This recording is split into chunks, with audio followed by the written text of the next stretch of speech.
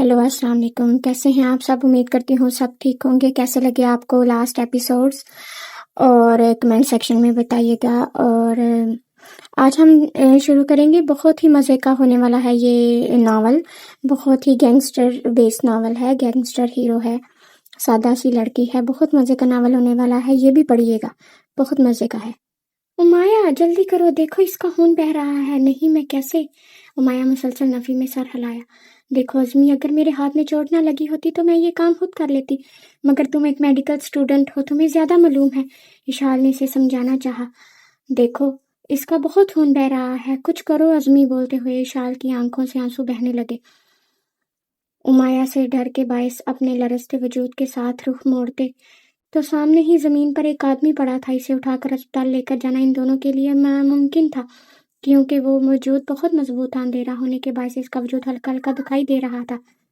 जहाँ इसके दिल के मकाम पर पानी की तरह खून बह रहा था, वहीं इस शख्स को इस हालत में देखकर वो दोनों कांप रही थी। वो जगह बिल्कुल सुनसान थी। वो इस वक्त वहाँ पर कोई भी मौजूद नहीं था। दूर दूर तक भी कोई दिखाई नहीं दे रहा था। माया जमीन पर बैठी और पास पड़ा चाकू उठाया, जो शायद इसी आदमी का था, और फिर अपने कांपते हाथों के साथ वो चाकू इसकी शर्ट पर चलाया, जिससे इसकी शर्ट के मकाम के हिस्से पर शर्ट फट गई और जख्म साफ दिखाई देने लगा। गोली लगने की वजह से खून उबल कर बाहर को आ रहा था, मगर गोली ऐन दिल के मकाम पर नहीं लगी थी, थोड़ा सा नीचे लगी थी, जिसकी वजह से वो शख्स अभी तक सांसें ले रहा था। माया ने मुंह ही मुंह में बहुत सी आयतें पढ़ी और अपनी आंखें सख्ती से बंद करते हुए अपने कांपते हाथों के साथ चाकू से इसके सीने पर दबाव बढ़ाया।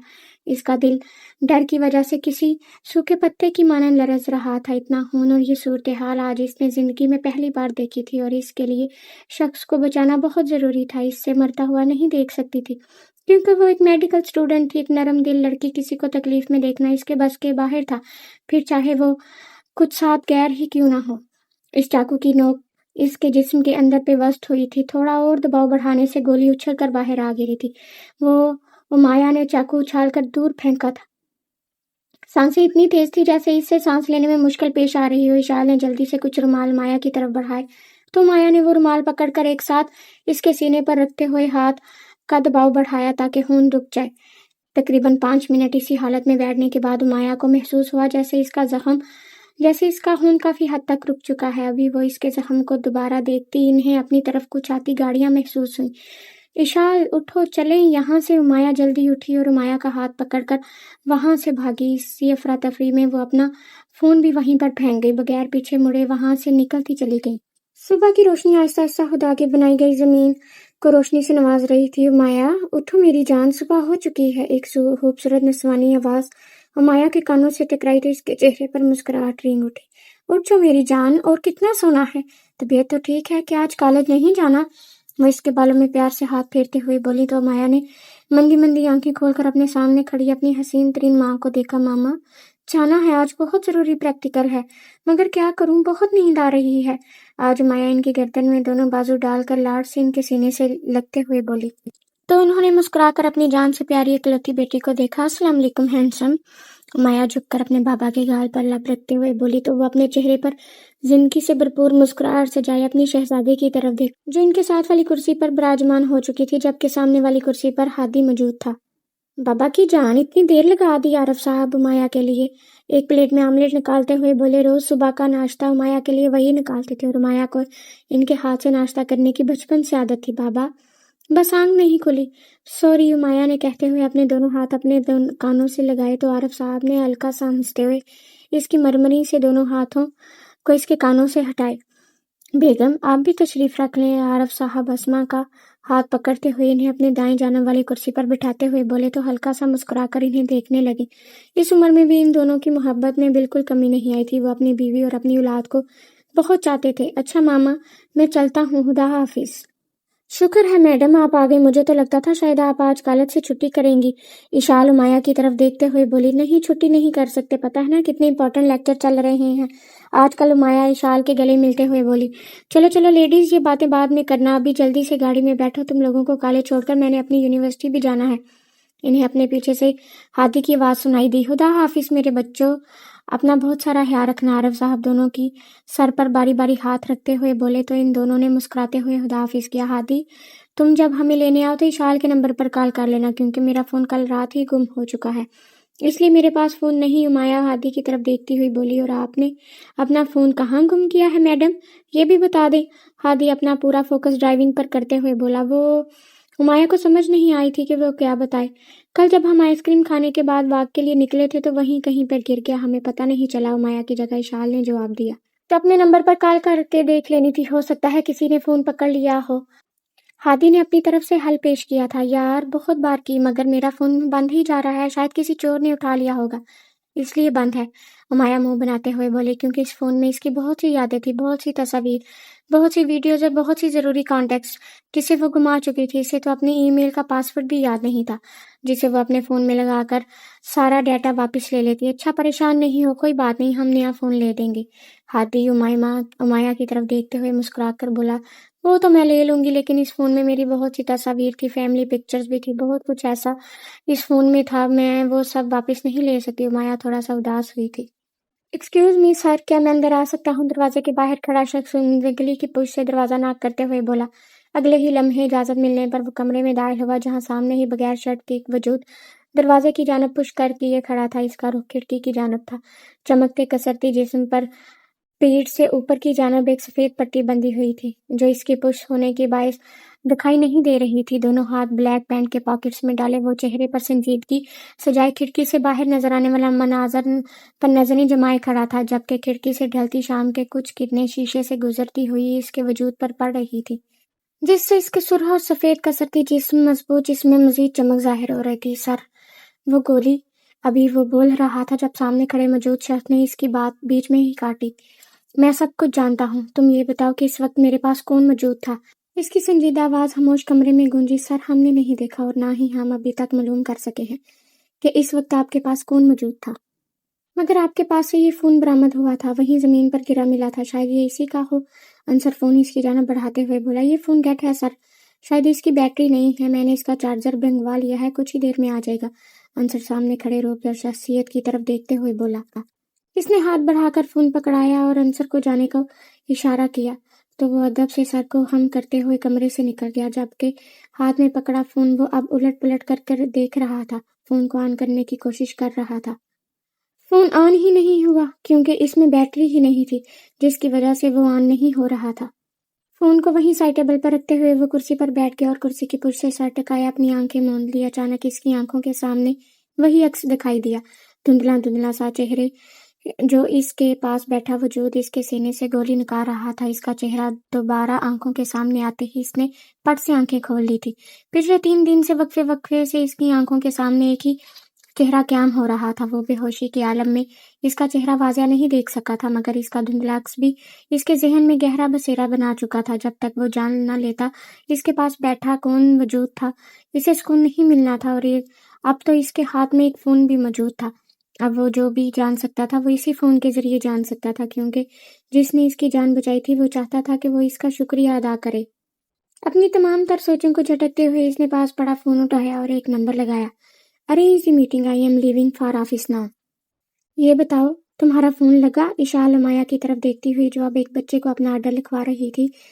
नहीं, मैंने बहुत बार ट्राई किया, मगर मेरा फ़ोन बंद जा रहा है, लगता है कि अब नहीं मिलने वाला, किसी चोर ने उठा लिया होगा या फिर कहीं गिरकर टूट गया होगा। उमाया कुर्सी की पुश से टेक लगाते हुए, चलो कोई बात नहीं, फ़ोन तो नया ले लेना, मगर तुम्हें क्या लगता है कि वो शख्स जिंदा होगा? विशाल टेबल पर दोनों हाथ रखकर माया की जानब थोड़ा झुकते हुए बोली, पता नहीं, गोली तो निकाल दी थी और इस वक्त वहां पे काफी गाड़ियां भी आ गई थी, शायद वो लोग इसी के लिए होंगे। अल्लाह करे वो जिंदा हो, माया ने दिल से दुआ की। हाँ, कितना खून बह रहा था इसका, ये तो अच्छा हुआ कि तुमने टाइम पर गोली निकाल दी। आई होप कि वो जिंदा ही होगा, इशाल बोली तो माया ने सिर्फ हाँ में सर हिलाया, क्योंकि इस रात के वाकया के बारे में इन दोनों ने ही घर में किसी को कुछ नहीं बताया था, क्योंकि इस वक्त वो खुद भी दोनों बहुत ज़्यादा डरी हुई थी और दोनों ने ये फैसला किया था कि वो घर में किसी को भी बताकर परेशान नहीं करेंगी, क्योंकि इनकी नज़र में उन्होंने कोई गलत काम नहीं किया था। एक मरते हुए शख्स की जान बचाना गलत नहीं होता, मगर अब इन दोनों को यही सोच आती थी क्या वो शख्स जिंदा होगा, मगर वो इसके बारे में मालूम भी नहीं कर सकती थी, क्योंकि इन दोनों ने इस शख्स का चेहरा भी नहीं देखा था और ना ही वो इसे जानती थी। अच्छा छोड़ो इन बातों को, जल्दी से ये खाओ और फिर लास्ट लेक्चर लेने के बाद हमें घर के लिए भी निकलना है। एक बड़ी सी शीशों से चमकती बिल्डिंग अपनी सोगवार मजबूती लिए शहर के बीचों बीच खड़ी चमक रही थी, और वहीं इस बिल्डिंग के दाखिली दरवाजे पर बिल्डिंग के तमाम कुलीग्स हाथों में फूल पकड़ आने वाले शख्स का इंतजार कर रहे थे। ब्लैक मर्सिडीज और इसके पीछे कुछ गाड़ियां, और बिल्डिंग के ठीक आगे ये आन रुकी थी। एक गार्ड ने जल्दी से उतर कर आगे बढ़ते हुए गाड़ी का दरवाजा खोला, जबकि गाड़ी से निकलने वाली शख्सियत को देखकर सबकी नजरें इसी पर जम गई। गाड़ी का दरवाजा खुलते ही एक दराज कद शख्स, खुश शक्ल, तने हुए नकूश और चेहरे पर संजीदगी सजाए एक शख्स ने कदम गाड़ी से बाहर रखा। फुल ब्लैक थ्री पीस पहने, पैरों में चमकते शूज जो अपनी कीमत आप बोल रहे थे, आंखों पर ब्लैक ग्लासेस और बाएं हाथ में ब्रांडेड वॉच, बालों को एक तरफ को सेट किए वो बेहद हैंडसम मर्द था। भारी कदम लेता हुआ बिल्डिंग के अंदर की जानब बढ़ रहा था, जबकि सबकी नजरें इसी की तरफ मरकूज थी। अस्सलाम वालेकुम, वेलकम सर। पहला कदम बिल्डिंग में रखते ही बिल्डिंग का मैनेजर सर गुलाबों से भरा हुआ बुकेस की जानब बढ़ाते हुए बोला, वेलकम मिस्टर अरसम इब्राहिम। एक दरमियानी उम्र के शख्स ने दिलकशी से मुस्कुराते हुए अरसम का इस्तकबाल किया, जिस पर इसने वन साइडेड मुस्कुराहट के साथ इसके हाथ में पकड़ा हुआ बुके थमाया और अपने पीछे खड़े गार्ड को पकड़ा दिया और पूरे स्टाफ पर एक नजर डालते हुए तेज तेज कदम लेता अपने ऑफिस की जानब बढ़ा। यार ये तो बहुत हैंडसम है, एक लड़की दूसरी लड़की के कान में घुसते हुए सरगोशी नुमा आवाज में बोली। हाँ, मैंने तो सोचा था कोई दरमियानी उम्र का 50 या 60 साल का शख्स होगा, मगर ये तो 30 का भी नहीं लगता। ऊपर से कमबख्त इतना हसीन है। जौबन लड़की हसरत भरे अल्फाज मुंह से बयान करने लगी। हसीन तो है ही, साथ साथ सोचो कि कितना अमीर है, इसने सारी की सारी कंपनी खरीद ली, ऊपर से ये नई बिल्डिंग भी बनवा ली। काश ये एक नजर उठाकर मेरी तरफ देख ले, मैं तो खुशी से पागल ही हो जाऊंगी। वो लड़की खुशी और हैरत के मिले जुले तासरात लिए बोली चली जा रही थी। सब जाकर अपने अपने कैबिन में काम करें, जारी रखें। सर को लापरवाही बिल्कुल पसंद नहीं होगी। किसी ने भी कोई भी गलत काम किया तो बर्दाश्त नहीं करेंगे। आप सब अपनी इंसल्ट के खुद जिम्मेदार होंगे। मैनेजर तमाम कुलीग्स की तरफ देखता हुआ बोला। एक तरफ से वो इन्हें वार्न कर रहा था, क्योंकि ज्यादा तो नहीं मगर वो थोड़ा बहुत अरसम इब्राहिम की नेचर से वाकिफ था। कैसे हो बरहुरदार? हैरियत से पहुंच गई अरसम के ऑफिस में वो दरमियानी उम्र शख्स सामने ही कुर्सी पर बैठते हुए बोला, मैं ठीक हूँ आजम साहब। मानना पड़ेगा, बहुत जल्द तुमने बिजनेस की दुनिया में कदम जमाए हैं। आखिर तुमने साबित किया है कि तुम इब्राहिम के बेटे हो। वो मुस्कुराते हुए बोले तो अरसम के होंठों पर हल्की सी मुस्कुराहट नमूदार हुई, जो अगले ही लम्हे गायब हो गई। आप तारीफ कर रहे हैं या मुकाबला? वो सामने बैठा शख्स की तरफ देखता संजीदा नजरों से देखते हुए बोला, मुकाबला तो हम तुम्हारा नहीं कर सकते बरखुरदार, सिर्फ इतना कहेंगे कि संभल कर चलना। ये अमेरिका नहीं पाकिस्तान है। यहाँ पर एक कदम उठाते हुए भी लोग चालें चलते हैं। और वो अपने सामने बैठे खूबसूरत नौजवान को देखते हुए बोले, मगर वो इस बात से कहाँ वाकिफ थे कि जहाँ पर इन चालाक लोगों की चालें खत्म होती थी, वहां से अरसम इब्राहिम की खेल शुरू होता था। वो वहां से सोचता था जहां से दूसरों का सोचना नामुमकिन है। एक दुनिया की सोच जहां खत्म होती है, वहां से अरसम इब्राहिम की सोच शुरू होती है। बिजनेस की दुनिया का बेताज बादशाह था। सामने बैठे शख्स की आंखें पढ़ने की सलाहियत रखता था। वो बारीक नजर का मालिक था, जिसे हराना नामुमकिन काम था। अमेरिका में टॉप पर आने वाला बिजनेसमैन, जिसने अपने भारी कदम पाकिस्तान में जमाए थे सिर्फ अपने बाप की ख्वाहिश पर। आपकी तकीद का बहुत शुक्रिया, मगर शायद अभी तक आप भी ये बात नहीं जानते कि आपके सामने बैठा शख्स इतना आम नहीं, वो इतनी आसानी से दूसरों की चालों में आ जाएगा और खामोशी से इन्हें चालें चलने देगा। अरसम बेतासर निगाहें सामने बैठे शख्स के वजूद पर गाड़ते हुए बोला, तो वो हल्का सा हंस दिए। तो ठीक है बरखुरदार, मैं चलता हूँ, अब अपना ख्याल रखना। वो कुर्सी पर खड़े होते हुए बोले। अरसम भी अपनी कुर्सी से उठकर खड़ा हुआ। उन्होंने अरसम के आगे हाथ बढ़ाया तो इसने मुस्कुराती नजरों से इनसे हाथ मिलाया, जिस पर वो मुस्कुराते हुए वहां से चले गए। अरसम इब्राहिम मशहूर बिजनेसमैन का इकलौता बेटा था, जिन्होंने सिर्फ पाकिस्तान ही नहीं बल्कि पाकिस्तान के बाहर कई मुल्कों में अपना नाम बनाया था। लेकिन अरसम ने इनकी दौलत और शोहरत को नहीं अपनाया था। वह जो भी बना था अपने बलबूते पर बना था, अपनी मेहनत पर बना था। अरसम की माँ आज से 10 साल पहले ही इस दुनिया से रुखसत हो चुकी थी। पूरी तरह अपना बिजनेस चलाने के बाद इसका भी इरादा पाकिस्तान आने का था, और इब्राहिम की ख्वाहिश का एहतराम करते हुए इसने पाकिस्तान में आते ही ना सिर्फ एक कंपनी खरीदी थी, बल्कि अपने नाम की एक इंडस्ट्री खड़ी कर दी, जिसकी धूम पूरे पाकिस्तान में मची हुई थी। जबकि पाकिस्तान आते ही इस पर जानलेवा हमला किया गया था, और हमला करवाने वाला कौन था ये बात वह बखूबी जानता था। वो सिर्फ सही वक्त का इंतजार कर रहा था, क्योंकि जब एक शेर शिकार करता है तो इससे पहले वो खामोशी इख्तियार कर लेता है, और अरसम भी इसी शिकार के लिए खामोश था। इसकी नीली आंखों में एक अजीब सी चमक उभरी थी। यकीनन वो कुछ धमाकेदार करने वाला था, क्योंकि अरसम इब्राहिम सुकून से अपने दुश्मनों को अपने हाथों से जाने दे, ऐसा हो नहीं सकता था। इसके दिमाग में क्या चल रहा था ये सिर्फ वही जानता था। अस्सलाम वालेकुम सर। सर, आपने घर का बोला था, तो आपके कहे के मुताबिक हमने वो घर खरीद लिया है। बस आप जब चाहें तब वहाँ पर शिफ्ट हो सकते हैं। हर चीज़ बिल्कुल परफेक्ट है। ना ही वहाँ ज़्यादा सोसाइटी है और ना ही ज़्यादा लोगों की रहाइश। बस इस घर के आसपास कुछ घर हैं और इनमें फैमिलीज रहती हैं। वहाँ पर ज़्यादा शोर शराबा भी नहीं होता। शहर की रंगीनियों से भी वो जगह काफ़ी दूर है। अंसर अरहम के करीब खड़े होते हुए बोला, ठीक है, परसों मीटिंग करने के बाद मैं इस घर में शिफ्ट हो जाऊंगा। तुम बाबा की खबर लेकर बताओ कि आजकल कहाँ पर मौजूद हैं।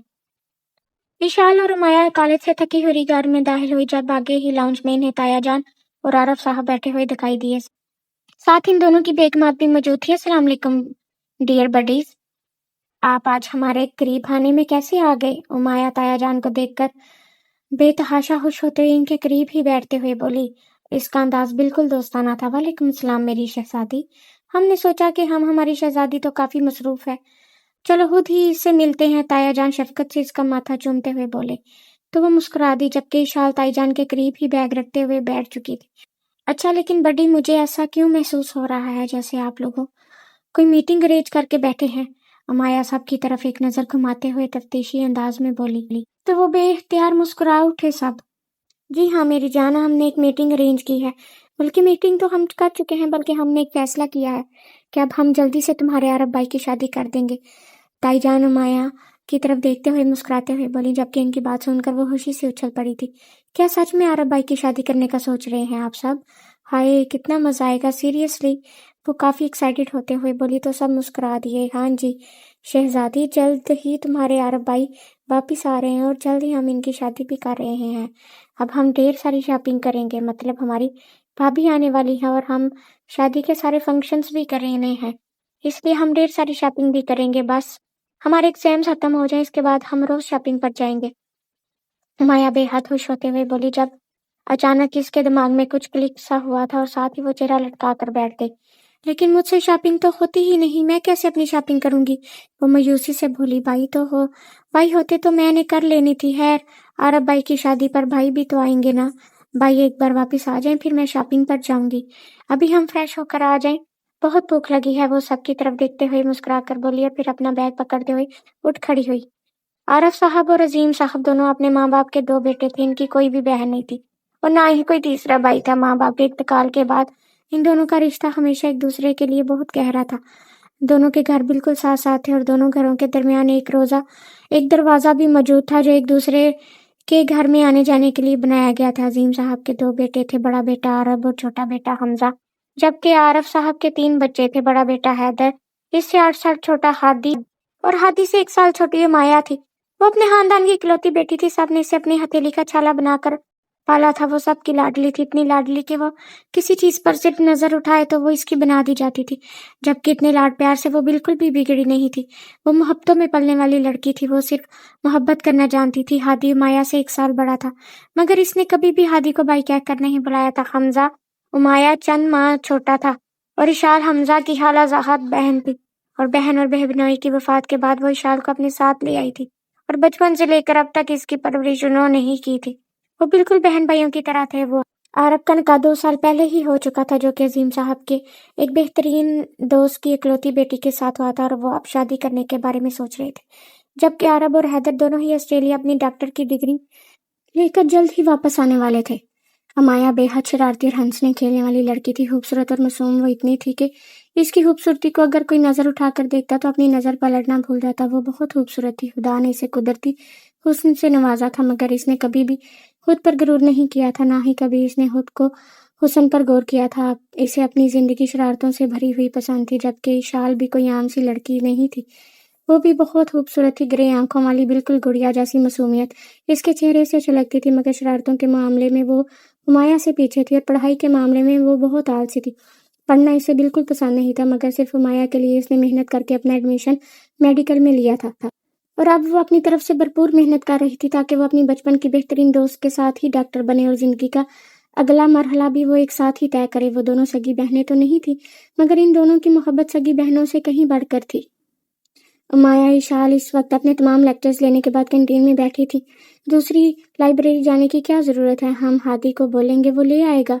फिलहाल अभी हमें नोट्स लेने के लिए जाना है। माया ने इशाल को याद करवाया कि उन्होंने नोट्स भी लेने हैं।